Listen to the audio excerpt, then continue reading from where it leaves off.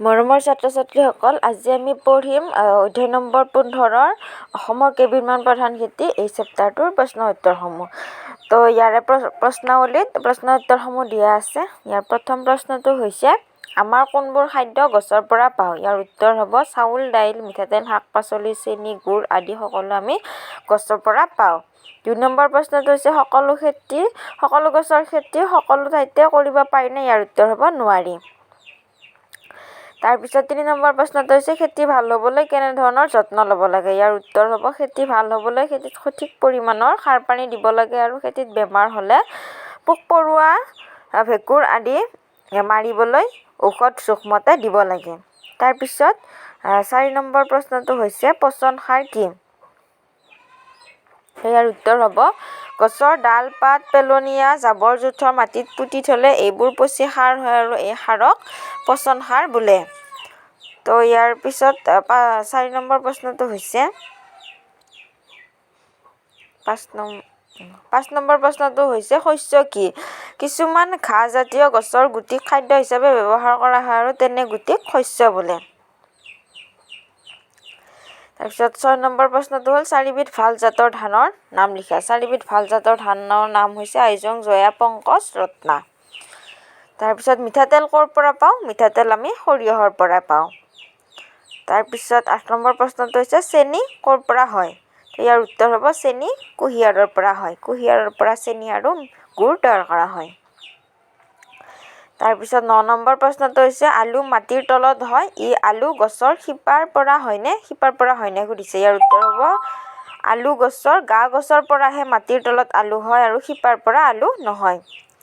ইয়াৰ 10 number প্ৰশ্নটো হৈছে মৰাপাট ক'ৰ পৰা হয়? মৰাপাটৰ গুটিৰ পৰা মৰাপাট হয়। তাৰপিছত 11 নম্বৰ প্ৰশ্নটো হৈছে কেনেকুৱা ঠাইত চাহ খেতি ভাল হয়? উত্তৰ হ'ব সেমেকা জলবায়ু আৰু পাহাৰীয়া মাটিত চাহ খেতি ভাল হয়। তাৰপিছত 12 নম্বৰ প্ৰশ্নটো হৈছে কৃষি বা খেতি কৰা কাক বোলে?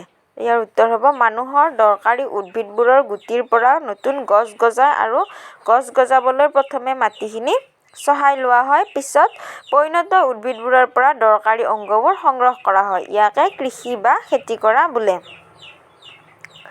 তাৰপিছৰ প্ৰশ্নটো হৈছে ৰাসায়নিক সাৰ কি? ইয়াৰ উত্তৰ হ'ব কিছুমান সাৰ কাৰখানাত তৈয়াৰ কৰা হয় আৰু এনে সাৰক ৰাসায়নিক সাৰ বোলে। যেনেকৈ পচন সাৰ জাবৰ-জোথৰৰ পৰা বনোৱা হয়, তেনেকৈ আকৌ ৰাসায়নিক সাৰ কাৰখানাত প্ৰস্তুত কৰা হয়।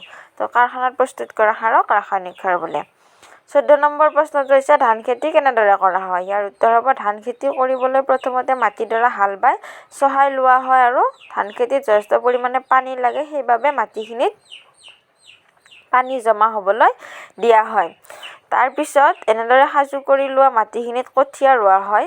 কঠীয়া ৰোৱাৰ পিছত ধানৰ গুটি পুৰঠ হ'লে থোকবোৰ কাটি অনা হয়। তাৰপিছত 15 নম্বৰ প্ৰশ্নটো হৈছে ধানৰ গছৰ পুলিক কি বোলে? ধানৰ গছৰ পুলিক কঠীয়া বোলে। তাৰপিছত 16 নম্বৰ প্ৰশ্নটো হৈছে মৰণা মৰা কি? ইয়াৰ উত্তৰ হ'ব শুকান ধানৰ থোকবোৰৰ ওপৰত গৰু বা ম'হক খোজ কাঢ়িবলৈ দিয়াকে মৰণা মৰা বোলে। তাৰপিছত 18 নম্বৰ প্ৰশ্নটো হৈছে তুহ কাক বোলে? ধানৰ বাকলিখিনিকে তুহ বোলে। তাৰপিছত 5বিধ ভাল জাতৰ ধানৰ নাম লিখিব দিছে। এয়া হ'ব আইজং, জয়া, ৰত্না, পংকজ আৰু প্ৰসাদ ভোগ।